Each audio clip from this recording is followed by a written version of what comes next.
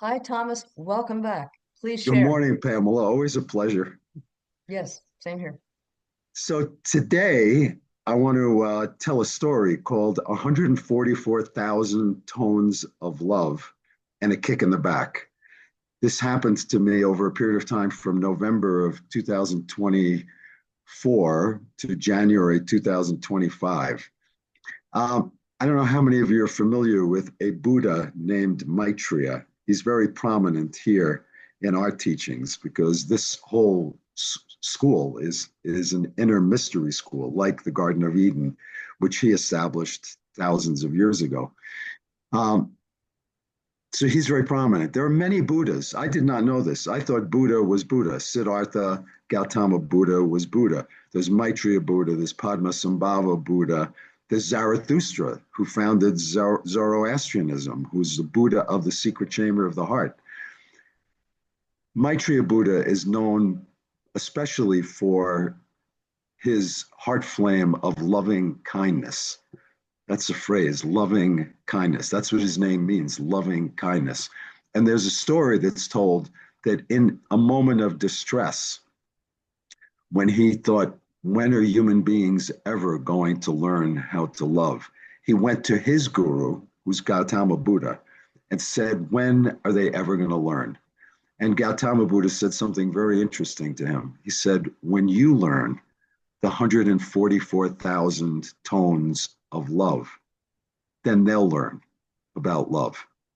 So he put it on him.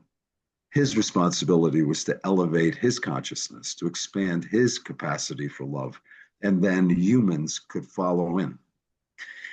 So there was a period of time, November, December 2024, 25, when I prayed to Maitreya, teach me, show me the 144,000 tones of love, seemingly impossible, 144,000 tones of love.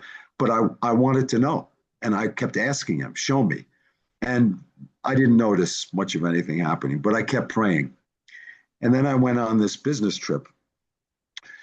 No, actually, it was a personal trip. I was on it to go to New Jersey and then to Florida to see my kids. And it was an absolute nightmare.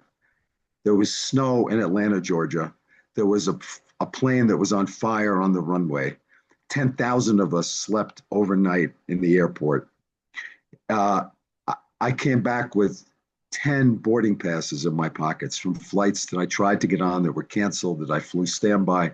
It was that kind of trip. I never got to New Jersey. I got to Florida. On the way back from Florida, I boarded my plane, and I should have known that something interesting was going to happen because there was an advertisement on the gangplank onto the plane that says soul fulfillment straight ahead. And I thought, soul fulfillment straight ahead. And it was an advertisement of a family having dinner. And I thought it was going to be when I got back here to the Royal Teton Ranch, but it wasn't. It was what happened on the plane. I get in my seat. Finally, I can relax. And I feel a kicking in my back. Somebody's kicking my chair, like kicking, like bang, bang, bang, kicking. And my first reaction is, oh, this is not going to work. I can't have this. And I think I'm just going to turn around and say, could you please stop doing that? Or a parent to a child, please have your child stop doing that. And I went to turn and I heard this voice. This is hear and heed. I heard this voice just saying, maybe not. It was just maybe not. And I'm like, what do you mean maybe not? Just let it be. Just let it be. And I've learned to listen to this voice. So I said, okay, is this a test? Am I going to now have to deal with this the entire flight and I have to maintain my harmony in the midst of it? So I let it be. Well, and the kicking didn't stop. But the amazing thing that happened is the kicking as an unpleasant experience, as something that I had to get rid of, disappeared. It became this, it was a small child. It was like 6 months old. This was the first flight. I learned later that they had taken this child on. And so, the new parents, this is their first child, and kept kicking my seat. And I just felt like I was getting this gentle massage. I felt this connection between my body and my seat. and her legs kicking my back, like I was providing the opportunity to strengthen her legs. All kinds of images came to mind that completely transformed the experience. And I thought, how many times do I take action to fulfill my comfort or my ideas or my wishes for how things should be, with little or no regard for what's happening on the other side, and how just a simple act of generosity could make an experience a lot better. Imagine if the parents had to now stop her from kicking for a 3-hour ride, how much strain it would be on them. We all had a wonderful ride. And then at the end, I pictured Lord Maitreya, and if you can see him or look him up, you'll see what it is. He's often pictured holding a rod with at the end is a flame that's coming out.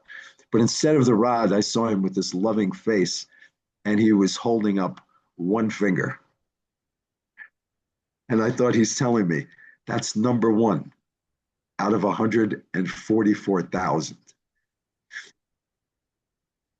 So it's a long journey, but again, back to hear and heed, listen to that inner voice. The more I do it, the more I feel like I'm guided every step along the way in difficult times and others.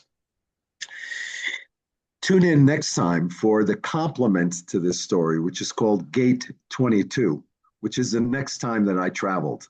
So tune in. I hope to see you again. Thank you. Thank you.